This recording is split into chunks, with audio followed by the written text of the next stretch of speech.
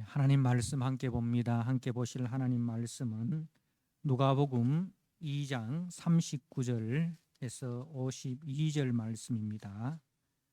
누가복음 2장 39절 말씀.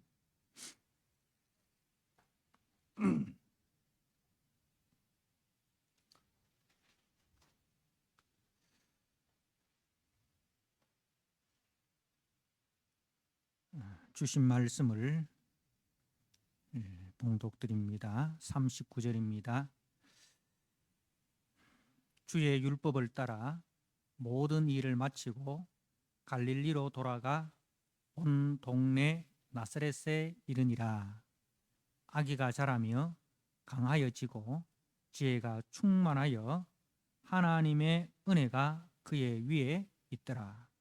그의 부모가 해마다 유월절이 되면 예루살렘으로 가더니 예수께서 12살 되었을 때에 그들이 이 절기의 관례를 따라 올라갔다가 그 날들을 마치고 돌아갈 때에 아이 예수는 예루살렘에 머무셨더라. 그 부모는 이를 알지 못하고 동행 중에 있는 줄로 생각하고 하룻길을 간 후 친족과 아는 자 중에서 찾되 만나지 못하매 찾으면서 예루살렘에 돌아갔더니 사흘 후에 성전에서 만난즉 그가 선생들 중에 앉으사 그들에게 듣기도 하시며 묻기도 하시니 듣는 자가 다 그 지혜와 대답을 놀랍게 여기더라. 그의 부모가 보며 놀라며 그의 어머니는 이르되 아이야 어찌하여 우리에게 이렇게 하였느냐. 보라 네 아버지와 내가 근심하여 너를 찾았노라. 예수께서 이르시되 어찌하여 나를 찾으셨나이까. 내가 내 아버지의 집에 있어야 될 줄을 알지 못하셨나이까 하시니 그 부모가 그가 하신 말씀을 깨닫지 못하더라. 예수께서 함께 내려가사 나사렛에 이르러 순종하여 받드시더라. 그 어머니는 이 모든 말을 마음에 두니라. 예수는 지혜와 키가 자라가며 하나님과 사람에게 더욱 사랑스러워 가시더라. 아멘.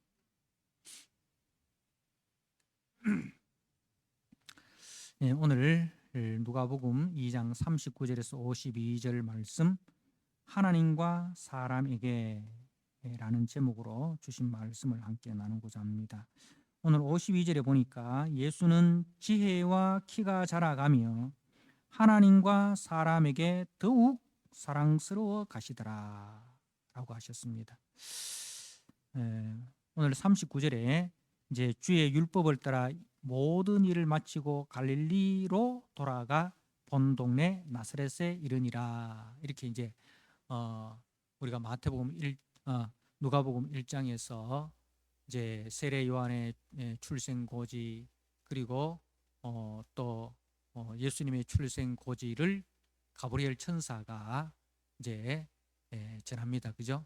그래서 이제 그 황제 가이사 아구스토가 천하로 다 호적하라 해서 그 명령을 따라서 이제 갈릴리 나사렛에서 살고 있었던 다윗의 후손 이제 그 요셉과 마리아가 다윗의 동네, 자기의 본적이죠. 다윗의 동네 베들레헴으로 내려가서 거기서 머물 곳이 없어서 이제 말구유에서 이제 예수님을 출생하는 이야기. 그리고 그 날 밤에 이제 천사가 밤에 양떼를 지키는 목자들에게 아기 예수가 출생한 소식을 전하여서 그 목자들이 이제 아기 예수께 와서 경배하는 그 장면 이렇게 보았습니다. 그래서 이제 그리고 예수님이 8일 만에 할례를 받으시고 또 정결례식을 따라서 성전에 들어가서 이제 성전에서 성령의 충만함을 받아 기도하면서 이제 오실 메시아를 소망하는 가운데 그 메시아를 만날 것이다 라는 성령의 음성을 듣고 메시아를 기다리는 이제 시몬 할아버지, 안나 할머니 이를 만나는 이야기를 우리가 보았습니다.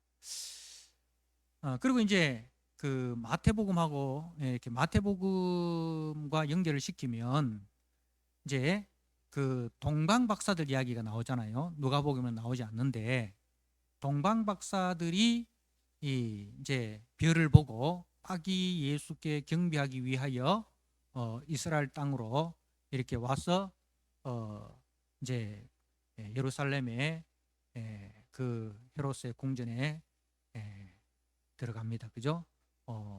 이제 우리가 별을 보고 찾아왔는데 이제 그 별의 주인공을 우리가 만나기 위해서 왔다.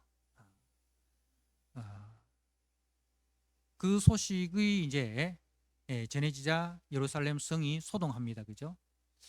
자, 그리고 이제 그 헤롯이 그 동방 박사들에게 너희가 가서 그 별의 주인공에게 경배하고 돌아오는 길에 바로 너희들 나라로 가지 말고 나에게도 와서 가르쳐 주면 나도 가서 경배하겠다. 그렇게 이제 이야기를 합니다.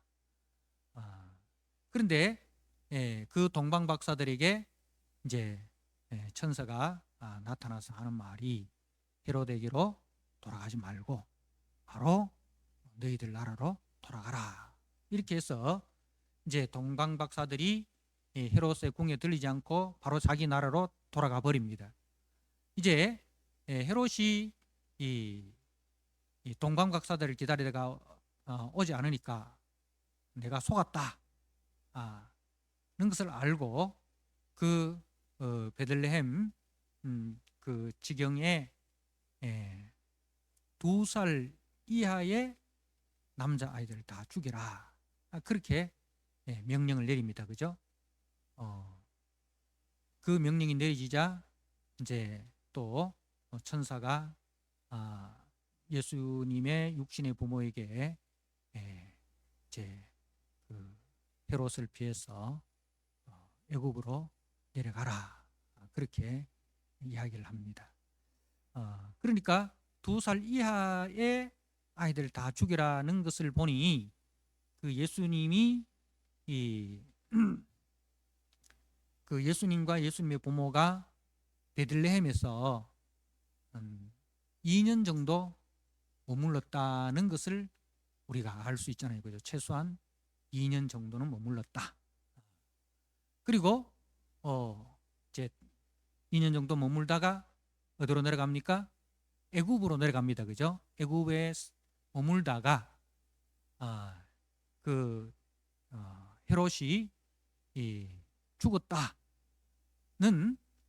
소식을 듣고 이제 천사가 이제는 올라가라 해서 그래서 이제 그 갈릴리 나사렛 동네로 올라가는 여기까지가 이제 예수님의 출생에서부터 이제 다시 예수님의 고향 그 마리아와 요셉의 고향인 나사렛으로 올라가는 그리고 거기서 예수님이 유년 시절을 보내다가 오늘 이야기는 이제 예수님이 12살이 되었을 때 그러니까 최소한 예수님은 이제 그 유년 시절을 갈릴리 나사렛에서 보냈다는 그런 이야기가 되겠죠.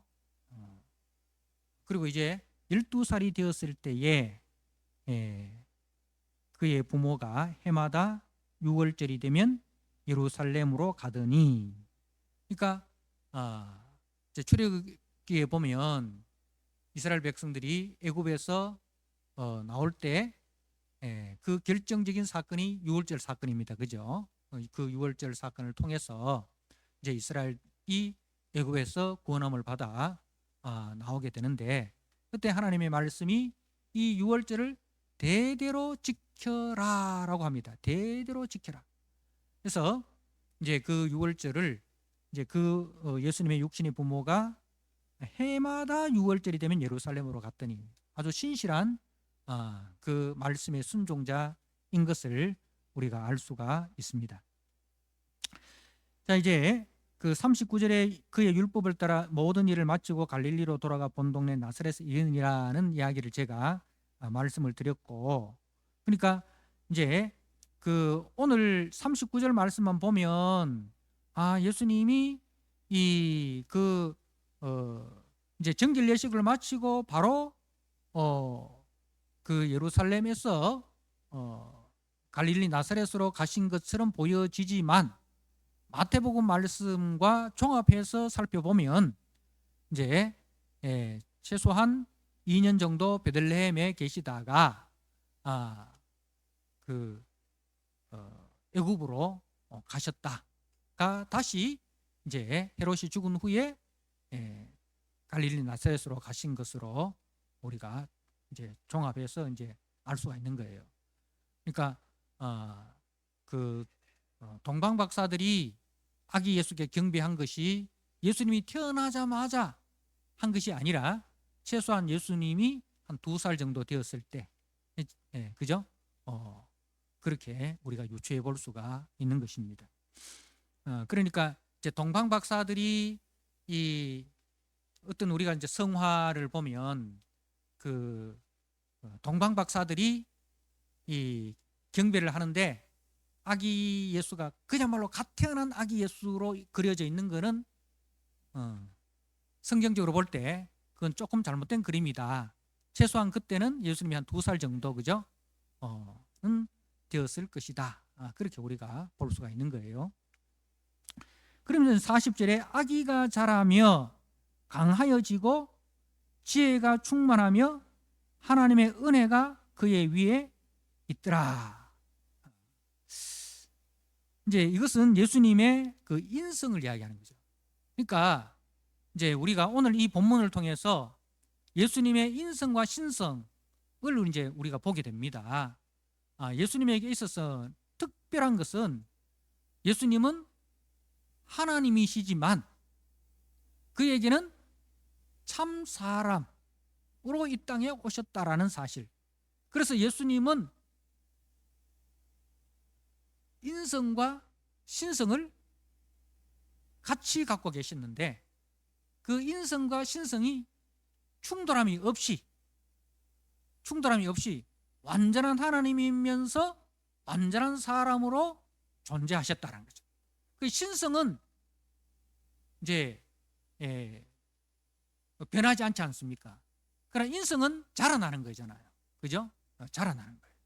그래서 오늘 아기가 자라는 것은 이제 그 인성의 부분이죠. 자라며 강하여지고 지혜가 충만하며 하나님의 은혜가 그의 위에 있더라. 자, 그의 부모가 해마다 6월절이 되면 예루살렘으로 가더니 예수께서 12살이 되었을 때에 그들이 이 절기의 관례를 따라 올라갔다가 이제 왜 12살이냐 하면 이제 유대인들은 12살이 되면 이제 실질적인 율법의 교육을 받게 되는 것입니다. 그래서 유대의 남자 아이들은 이제 12살이 되면 율법의 벽규를 따라서 유월절을 처음 이제 지키게 되고 이때부터 본격적으로 율법을 배우게 되는 나이가 12살인 거죠. 어떻게 말하면 12살부터 이제 성인 취급을 이제 받게 되는 것입니다. 자, 그리고 이제 43절에 그 날들을 마치고 돌아갈 때에 이제 유월절을 지키고 그리고 이제 다 자기 고향으로 돌아가게 되는데 돌아갈 때에 아이 예수는 예루살렘에 머무셨더라. 그 부모는 이를 알지 못하고 동행 중에 있는 줄로 생각하고 하룻길을 간 후 친족과 아는 자 중에서 찾되 만나지 못하였다. 그러니까 이것은 어떤 그 배경에서 우리가 살펴보아야 하느냐 하면 이제 오늘날처럼 뭐 KTX나 뭐 자기 자가용이나 뭐 그런 것으로 이렇게 타고 움직이면 뭐 예수님의 식구 금방금방 이렇게 알 수 있습니다. 그죠? 그런데 그때는 다 도보로 이렇게 여행을 하지 않습니까? 근데 도보로 여행을 이제 하면 뭐가 문제입니까? 항상 사람이 모이는 곳에는 뭐가 있습니까? 도적들이 있습니다. 도적들이. 그래서 이제 그 작은 규모로 움직이면 도적들의 표적이 되는 거예요.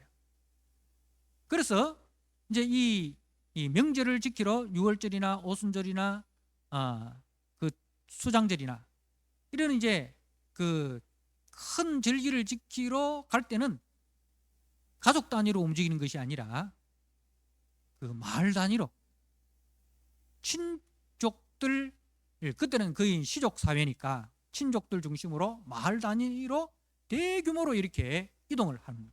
그래야 강도들의 그 위협을 면할 수가 있는 거예요. 그래서 우리도 이제 여행을 하다 보면 그렇지 않습니까? 막 이렇게 몰려가면 애들은 또 애들끼리 막 이렇게 이야기하고 그 뒤에 또 어른들이 따라가고, 그죠? 앞에 어른들 먼저 가고 그 중간에 이제 애들 가고, 그리고 이제 뒤에는 또 어른들이 가고, 뭐 이렇게 가는 거죠. 그러다 보면 뭐 자기 애가 자기 옆에 없어도 저 친구들끼리 있겠지, 어른들 사이에 이렇게 끼어서 오겠지, 이렇게 이제 생각을 하는 거예요. 그래서 이제 예수님의 육신의 부모도 예수님이 그렇게 올 줄 알고 이제 가는 거야. 근데 저녁은 이제 가족들끼리 만나서 저녁을 먹고 잠을 자야 되니까, 그죠? 그래서 이제 저녁이 되었는데 예수가 보이지 않는 거예요. 그래서 그 친족들 사이에 이리저리 아무리 찾아도 예수님이 보이지가 않는 겁니다. 그래서 예루살렘으로 돌아갔는데 46절에 사흘 후에 성전에서 만났다는 거죠.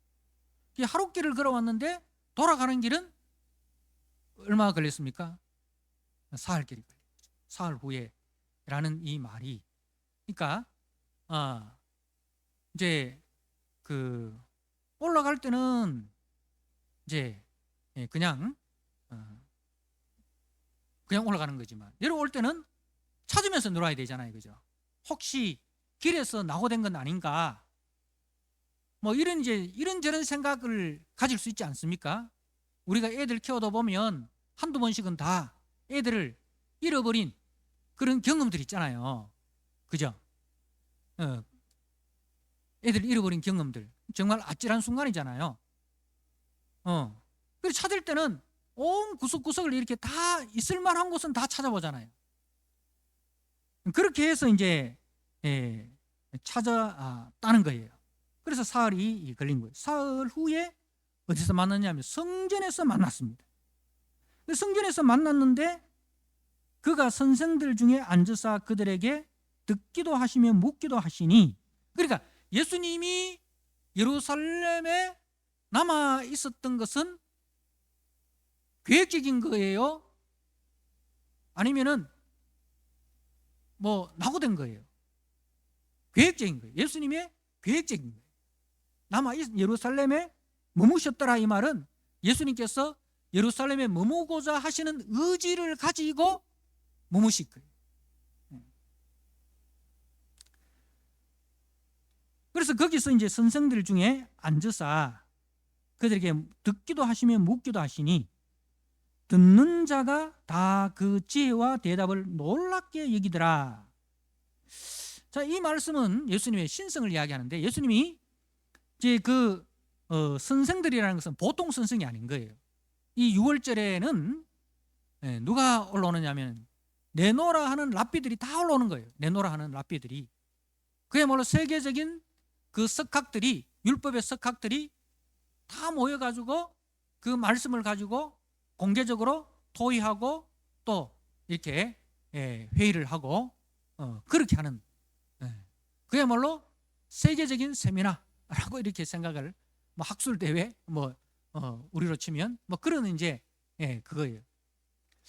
근데 거기서 예수님이 듣기도 하고 묻기도 하셨다라는 것은 예수님이 어떤 그 수강생의 입장에서 듣고 수강생의 입장에서 묻고 그런 뜻이 아니에요. 예수님의 그 율법사들의 이야기가 맞는 이야기인지, 그리고 이것을 정확하게 알고 있는지, 이 본문에 대해서 정확하게 알고 있는지 그들에게 묻는다는 거예요. 그러니까 선생님이 학생들이 하는 이야기를 듣잖아요. 그죠? 그리고 학생들에게 또 묻잖아요. 그런 이미지입니다. 이 이미지가 학생의 이미지로서 듣고 묻는 것이 아니라 가르치는 선생님의 그 입장에서 듣고 묻는 거예요. 왜? 예수님이 율법의 수혜자잖아요. 모세에게 율법을 십계명을 주시고 말씀을 주실 때 그 예수님 말씀이 육신이 되어 이 땅에 오신 예수님이 율법의 수혜자시고 또 율법의 본체시잖아요. 말씀의 본체시잖아요. 그러니까 이것은 예수님의 신성을 이야기하는 거예요. 예수님의 신성. 말씀이 육신이 되어 우리 가운데 오신 말씀 자체이신 그 예수님의 신성을 이제 말씀하는 거예요. 그러니까 예수님은 유아 때부터 이미 자신이 하나님의 아들 그리스도라는 자신의 정체성을 분명히 알고 계셨다는 거예요. 그리고 자신이 무엇을 위해서 이 땅에 오셨다라는 자신의 사명을 분명히 알고 계십니다. 그러니까 예수님은 그 자신의 정체성과 자신의 사명을 이미 갖고 계셨다는 것을 말씀을 하는 겁니다.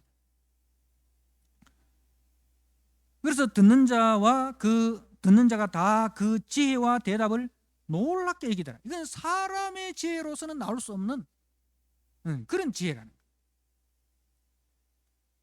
그래서 48절에 그의 부모가 보고 놀라며 그의 어머니는 이르되 아이야 어찌하여 우리에게 이렇게 하였느냐 보라 네 아버지와 내가 근심하여 너를 찾았노라.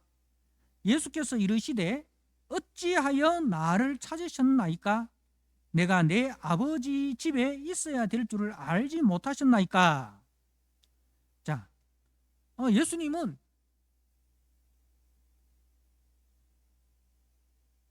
그 예수님의 육신의 부모가 자신을 잃어버렸다고 생각하고 자신을 찾으러 온 것에 대해서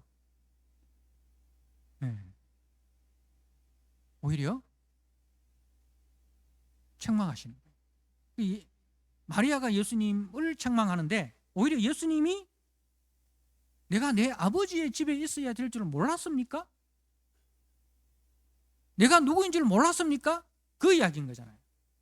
그 내 아버지 집이라는 것은 우리가 하나님 아버지 하는 우리가 말하는 하나님 아버지와는 달라요. 내 아버지, 하나님의 독생자라는 뜻입니다. 하나님의 독생자. 그래서 이제 유대인들은 절대로 하나님을 내 아버지라고 부르지 않았어요. 우리 아버지, 공동체의 아버지라고 불렀지 내 아버지라고 부르지 않는 거예요. 내 아버지라고 부를 수 있는 유일한 분은 오직 성자 예수님밖에 없는 거예요. 그게 하나님과의 독특한 관계라는 거죠. 독생자란 말은 독특한 관계. 제가 이전에 한번 이야기했죠. 독생자라는 것은 하나밖에 없는 아들이라는 그런 의미가 아니다. 옛날에 시골에서 이제 할머니들이 앉아 계시는데 목사님이 설교를 할 때 예수님은 하나님의 독생자, 하나밖에 없는 아들이다 이렇게 이야기하니까 아이고 하나님 또 보기 지지리도 없다. 왜 아들이 하나밖에 없노? 이제 그렇게 이제 해서 웃었다는 이야기가 있는데 이 독특한 관계라는 거예요. 독특한 관계.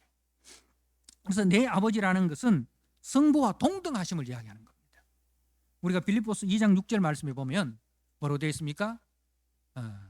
우리 주님은 하나님과 본체시나 하나님의 본체시나 동등됨을 취할 것으로 여기지 아니하시고 오히려 종의 형체를 입으셔서, 그죠? 종의 형체를 입으셨다. 그렇게 되어 있죠. 그래서 이제 우리 예수님은, 성자 예수님은 성부 하나님과 동등되시다. 동등되시다 하는 말씀입니다. 그래서 이 말씀은 바로 예수님의 신성을 이야기하는 거예요. 예수님의 신성. 그래서 이제 요한복음에도 내 아버지가 일하시니 나도 일한다, 그렇게 이야기를 하잖아요. 그 말을 했을 때 유대인들이 이거는 신성모독이다, 하나님과 자신을 동등됨으로 여긴다, 이렇게 해서 예수님은 신성모독으로 죽이려고 했지 않습니까?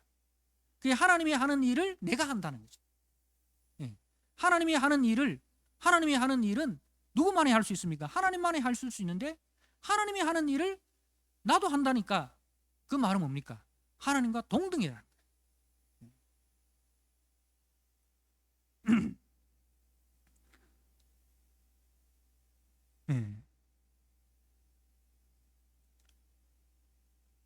그 예수님의 이 인성과 신성이 이렇게 같이 이렇게 섞여 있는 말씀이 오늘 본문의 말씀입니다. 그래서 이제 50절에 보니까 그 부모가 그가 하신 말씀을 깨닫지 못하더라. 여러분, 왜 그렇습니까? 그 부모가 그가 하신 말씀을 깨닫지 못하는 이유가 어디에 있을까요?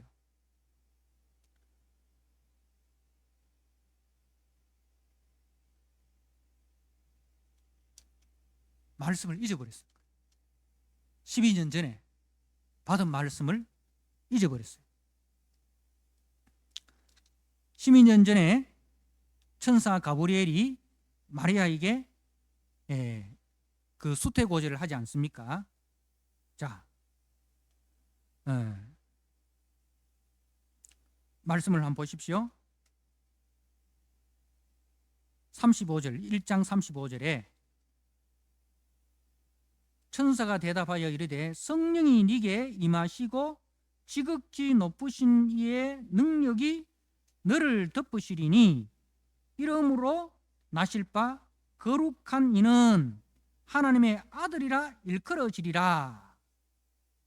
그러니까 마리아가 잉태하는 이 아들은 남자의 힘을 빌려서 이 땅에 오는 것이 아니라 성령으로 잉태되어지고, 그리고 그분은 거룩한 이 하나님의 아들이라 일컬음을 받는다. 그러니까 이 예수님이 누구다? 거룩한 이 하나님의 아들이라는 사실을 이 마리아가 잊어버린 거예요.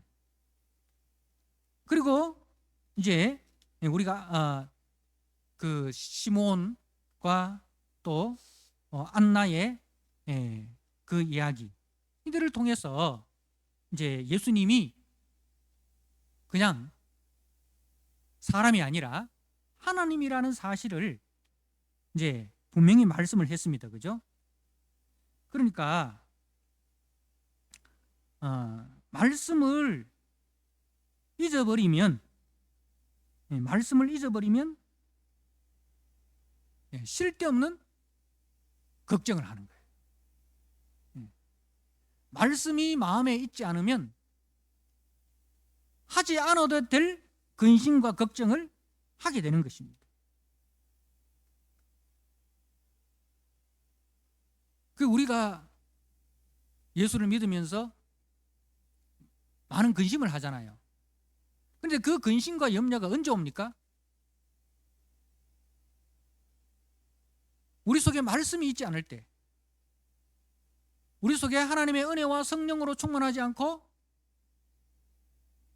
말씀에서 떠나서 문제만 보고 현실만 볼 때, 그때 오만 근심, 오만 오만 염려, 오만 걱정, 오만 두려움이 다 생기는 거예요.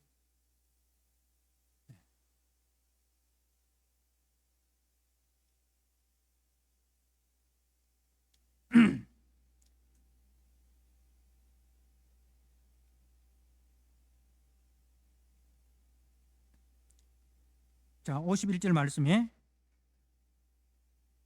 예수께서 함께 내려가사 나사렛에 이르러 순종하여 받으시더라 라고 되어 있습니다. 자, 예수님은 참 하나님이십니다. 하나님과 동등되신 참 하나님이신 그 권세를 가지신 분이시지만 이제 어떻게 하십니까? 함께 내려가사 나사렛에 이르러 순종하여 받으시더라. 예, 여러분, 이 부분은 예수님의 인성을 이야기하는 거예요. 나사렛에 이르러 순종하여 받으시더라. 그 육신의 부모가 연약한 인간이지 않습니까? 그죠? 연약한 인간이지만 그 연약한 인간을 예수님은 무시하지 아니하시고 그 육신의 부모를 존중하고 그 육신의 부모에게 순종하는 참 사람의 모습을 우리에게 보여주시는 겁니다.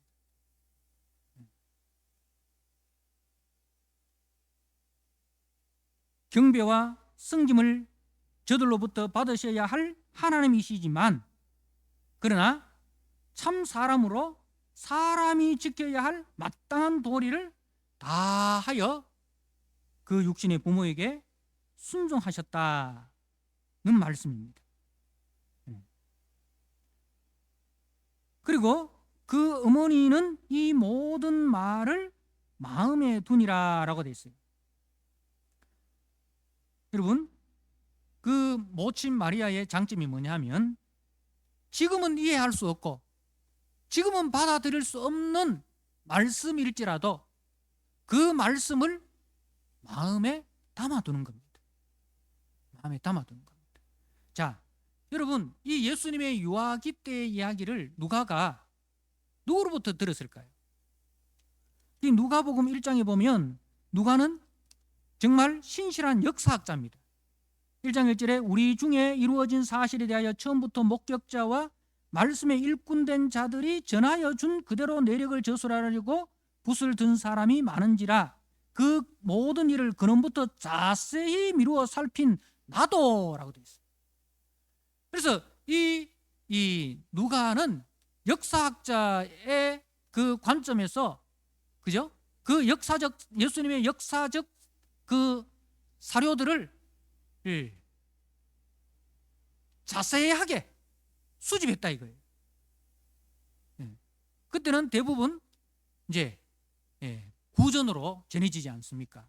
목격자를 만나고 그죠? 그 목격자를 만나서 목격자가 보았던 이야기, 들었던 이야기들을 이제 다 이렇게 살펴서 이 누가복음을 기록을 했다는 거죠.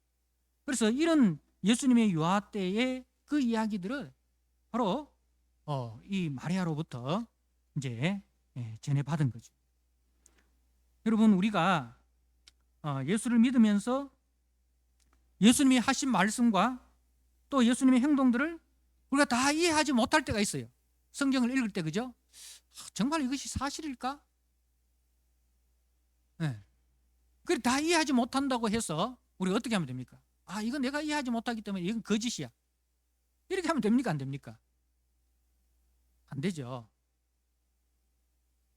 내가 이해하지 못할 뿐이지 이것은 내가 이해하지 못한다고 해서 이것은 역사적인 사실이 아니야 라고 하는 것은 아주 미련한 거예요. 개미가 사람의 세계를 이해하지 못한다고 해서 사람의 세계를 부정하면 됩니까? 안 됩니까? 그런 개미는 진짜 의성 개미잖아요. 그죠? 내가 개미이기 때문에 사람의 세계를 아무리 이해하려고 해도 이해할 수 없어. 예를 들면 뭐 개미는 좀 그렇고 밑자를 빼버리고 개만 이야기를 우리가 개하고 이제 막 집에서 개를 키우잖아요. 뭐 우리 개는 진짜 똑똑해가 내가 하는 말을 다 알아듣고 뭐 그죠? 내가 무슨 말을 하기 전에 뭐 어떤 표정만 취해도 뭐 이 개가 다 지가 알아서 막 뭐도 갖고 오고 뭐 막 그렇게 그런 상상 속에 나래를 펴는 분들이 많이 계십니다. 예. 예. 근데 개가 아무리 똑똑한 개라고 해서 사람이 하는 그 세계를 다 이해할 수 있을까요? 없죠. 그죠? 근데 그 개가 자기가 이해되지 않는다고 해서 걔가 TV에서 사람이 나오는 걸 이해할 수 있습니까? 없습니까? 옛날에 우리 어른들도 이해를 못했잖아요. 그죠? 라디오 속에 옛날에 라디오 속에 사람 엄청 나오니까 여기에 어떻게 사람이 들어있나 싶어가지고 옛날 어른들은 라디오도 뜯어보고 막 그렇게 했다는 이야기 들었잖아요. 그죠? 그것처럼 걔가 TV에서 사람이 나오는 것을 걔 수준에서는 이해할 수 없어요. 근데 걔가 그 TV를 부정해버리면 그런 어리석은 걔가 어리석은 거죠. TV가 어리석은 게 아니잖아요. 마찬가지로 우리가 하나님의 세계를 우리가 다 이해하지 못한다고 해서 하나님의 세계를 부정하면 그건 우리가 어리석은 거예요. 네. 근데 마리아의 장점은 뭐냐면 지금은 다 받아들일 수 없는, 이해할 수 없는 말씀이지만 마음에 담아두는 거예요. 그러면 때가 되면 그 말씀이 이해되어지는 때가 있는 거죠. 네. 그래서 이제 마지막으로 예수는 지혜와 키가 자라가며 하나님과 사람에게 더욱 사랑스러워 가시더라. 하나님과의 관계와 사람과의 관계를 이야기합니다. 신앙이라는 것은 항상 이 두 가지의 균형을 잡아야 돼요. 그리고 10계명도 앞에는 1계명에서 4계명은 하나님과의 계명이잖아요. 하나님과의 관계잖아요. 그리고 5계명에서부터 10번째 계명은 사람과의 관계잖아요. 어느 것이 더 중요합니까? 라고 물으면 안 돼요. 둘 다 중요해요. 둘 다 중요해요. 하나님을 사랑한다라는 것이 증명되어지는 것이 형제 사랑입니다. 우리가 하나님 사랑을 어떻게 우리가 증명할 수 있느냐?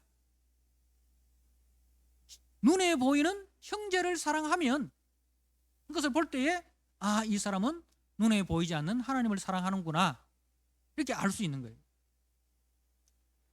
그래서 이게 항상 이 두 가지가 균형이 잡혀야 됩니다. 균형이 잡혀야 돼요. 그러니까 말씀과 묵상은 뭐예요? 하나님과의 관계예요. 그죠? 하나님과의 관계예요. 자, 말씀과 묵상에서 끝나버리면 됩니까? 안 됩니까? 말씀과 묵상이 어디까지 나가야 됩니까? 적용까지 나가야 되는 거예요. 적용은 어디에 적용을 하는 거예요? 사람에게 적용하는 겁니다. 그죠? 우리가 말씀을 묵상을 해서 하나님이 이런 분이구나, 하나님께서 우리에게 이런 은혜를 베푸셨구나, 야 정말 하나님은 사랑이 많으시구나, 하나님은 은혜가 풍성하시구나. 네. 거기서 끝나면 안 돼요. 적용으로 나가야 돼요. 적용까지 나가야 돼요. 그래서 말씀은 많이 알고 기도는 많이 하는데 사람과의 관계가 안 되는 사람들이 있어요. 이거는 바른 신앙생활이 아닌 거예요. 우리가 신앙생활 잘하기 위해서 산속으로만 들어가면 안 됩니다. 수도원 속으로만 들어가면 안 돼요. 산속에서도 우리가 산속에 때로는 들어갈 필요가 있어요. 세상과 좀 거리를 두고 하나님과의 더 밀접한 관계를 가지기 위해서 홀로 기도의 골방으로 들어가고 산속으로도 들어가고 그렇게 할 필요가 있어요.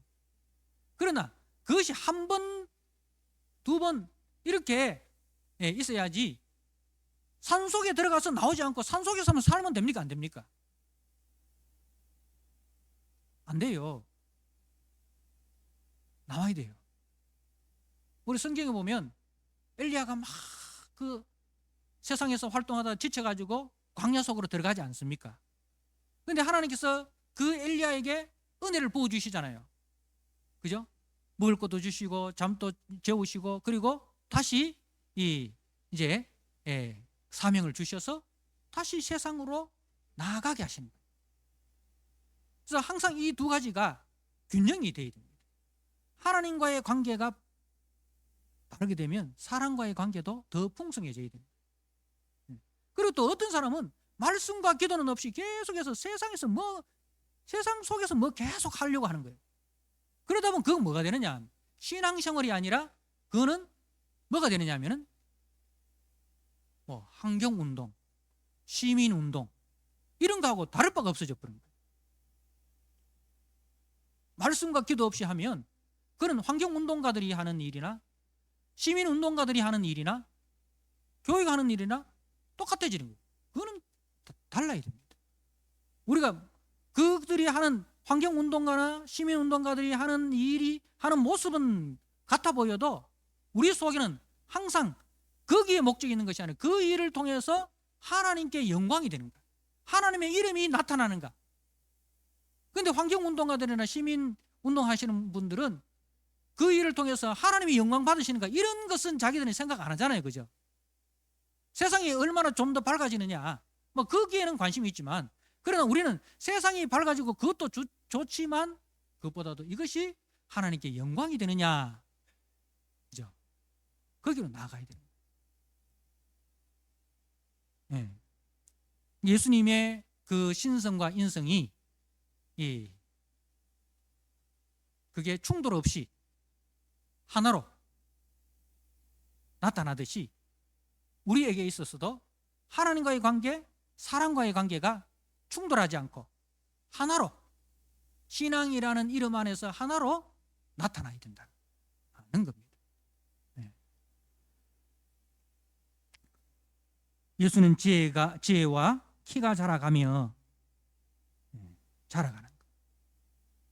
하나님과 사람에게 더욱 사랑스러워 가시더라. 더욱 사랑스러워 가시더라. 그 예수님의 그 인성의 자라남을 이제 우리에게 보여주고 있습니다. 마찬가지로 우리에게 있어서도 신앙의 자라감, 더 성숙되어지는, 그죠? 그래서 원래 우리 교회 표가 디모데전서 4장 15절에 이 모든 일에 전심전력하여 성도의 성숙함을 나타내라. 성도의 성숙함을 나타내라. 우리가 성숙한다는 것은 뭐예요? 성숙한다는 것은 자기 중심에서 상대방 중심으로 중심이 이동되는 겁니다.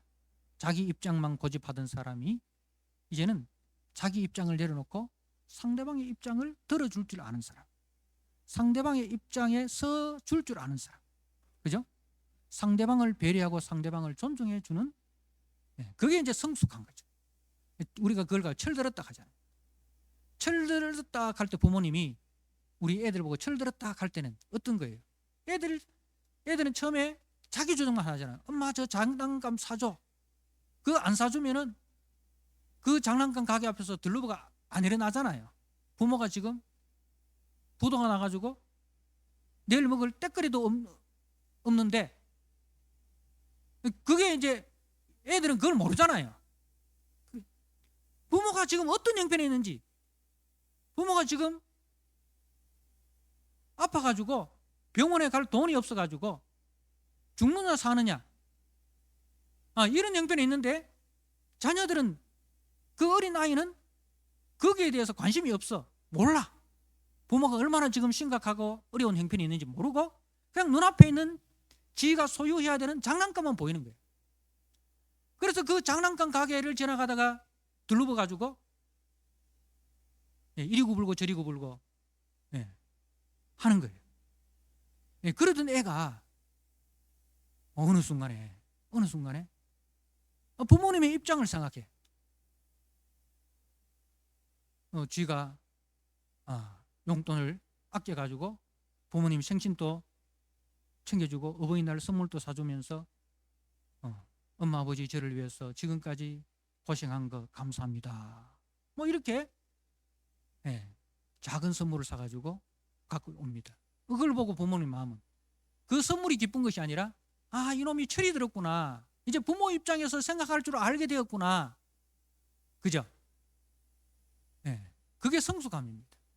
우리가 신앙에 성숙했다는 것은 자기 주장, 자기 고집, 자기 중심이 아니라 하나님 입장에서 이게 내가 하는 이 일이 하나님께 영광이 되는가? 내가 하는 이 일이 교회에 유익이 되는가? 내가 하는 말이, 내가 하는 지금 하는 이 말이 형제에게 상처가 되는가? 형제에게 위로가 되는가? 이것을 이전에는 항상 내만 옳으면 돼. 내가 내 옳은 것만 주장했어. 그거로 인해 가지고 뭐 어떤 일이 일어나는지 관심 없어. 그런데 철이 들면 어떻게 합니까? 내가 하는 것이 아무리 옳아도 이 옳은 것으로 인해서 가정이 힘들어지고 교회가 힘들어지고 형제가 힘들어지면 내 옳은 것도 좀 내려놓을 수 있는 그 마음을 가지게 되는 거예요. 그게 성숙함이라는 거예요. 여러분, 그렇게 우리가 나아가야 됩니다. 예수님은 자신이 누구시며 자신이 무엇을 위해서 이 땅에 오셨는지를 아셨습니다. 마찬가지로 이제 우리도 내가 누구며 나는 무엇을 위해서 부름을 받았는지를 아시고 성도의 정체성과 성도의 사명에 합당하게 살아가서 하나님과 사람에게 더욱 사랑스러움을 받는 우리 성도들이 다 되시기를 주님의 이름으로 축복합니다. 아멘. 오늘 말씀 붙들고 같이 한번 합심해서 기도하도록 하겠습니다. 하나님 아버지, 우리 주님께서 자신이 누구시며 자신이 무엇을 위해서 이 땅에 오셨는지를 아시고 그 자신의 정체성에 합당하게 자신의 사명에 충성되게 그래야 하나님께 영광을 돌리고 사람들을 구원하는 그 일에 충성을 다했듯이 하나님, 나도 내가 누구며 내가 무엇을 위해서 이 땅에 왔는지를 알게 하여 주옵소서. 그래야 나를 통해서 하나님이 영광 받으시고 나를 통하여 우리의 가정이 또 우리의 교회가 우리의 이웃이 이 하나님의 영광을 보게 되고 하나님의 은혜를 누리게 되는 그런 성숙한 성도로 살아갈 수 있도록 주님 은혜를 부어 주옵소서. 말씀과 묵상에 충실하고 또 적용에도 더 충실한 성도로 살아가게 하여 주옵소서. 말씀 붙들고 같이 한번 합심해서 기도하도록 하겠습니다. 사랑하는 하나님 아버지, 오늘 말씀을 통해서 우리 주님께서 자신이 누구시며 자신이 무엇을 위해서 오셨는지 어릴 적부터 분명히 아셨고 그 정체성과 그 사명에 충실하셨습니다. 하나님 아버지, 우리 성도들도 정말 내가 누구며 나는 무엇을 위해서 이 땅에 왔는지를 알게 하여 주옵소서. 하나님께서 나를 부르신 하나님의 거룩한 자녀임을 기억하게 하시고 또 하나님께서 이 땅에 나를 보내신 하나님의 대리자로서 하나님의 거룩한 형상으로서 하나님의 존귀와 하나님의 영광을 이 땅에 소개하는, 이 땅에 드러내는 통로로 내가 왔다는 사실을 꼭 기억하게 하여 주옵소서. 그래야 내가 하는 그 모든 말과 내가 하는 모든 일들을 통해서 하나님께 영광이 되고 또 우리 가정에 유익이 되고 또 교회에 유익이 되고 형제들에게 기쁨을 주는 그런 성도로 우리가 힘있게 살아갈 수 있도록 주님 도와주시옵소서. 사랑하는 하나님 아버지, 마리아는 때로는 그 예수님이 하시는 말씀이 이해되지 않아도 그 말씀을 마음에 담아 두었습니다. 하나님 아버지, 우리가 지금은 깨달을 수 없는 말씀일지라도 그 말씀을 잊어버리지 않고 그 말씀을 마음에 담아두고 그 말씀을 묵상하는 가운데 또 하나님께서 은혜를 주셔서 말씀을 깨닫게 하셨을 때에 더 풍성한 은혜를 누리는 우리 성도들이 되게 하여 주시옵소서. 그렇게 항상 말씀 중심, 하나님 중심으로 하나님께 영광을 들고 사람들에게 더욱더 사랑스러움을 받는 우리 모든 성도들 되게 하여 주옵소서. 한 주간 또 우리가 세상 속에 살아갑니다. 말씀을 잊어버리지 않게 하시고 말씀을 기억하고 말씀을 묵상하고 하나님 세상 속에서 하늘에 썩어지는 미랄로 하나님의 영광을 드러내며 그렇게 하나님께 영광 돌리는 우리 성도들, 우리로 인하여 우리의 가정이, 우리의 교회가 더 하나님 아름다워지는 그런 공동체를 세워가는 하늘에 썩어지는 미랄로 한 주간 또 살아가도록 주님 은혜를 베풀어 주시옵소서. 살아계신 우리 구주 예수 그리스도 이름으로 감사하며 기도드리옵나이다. 아멘.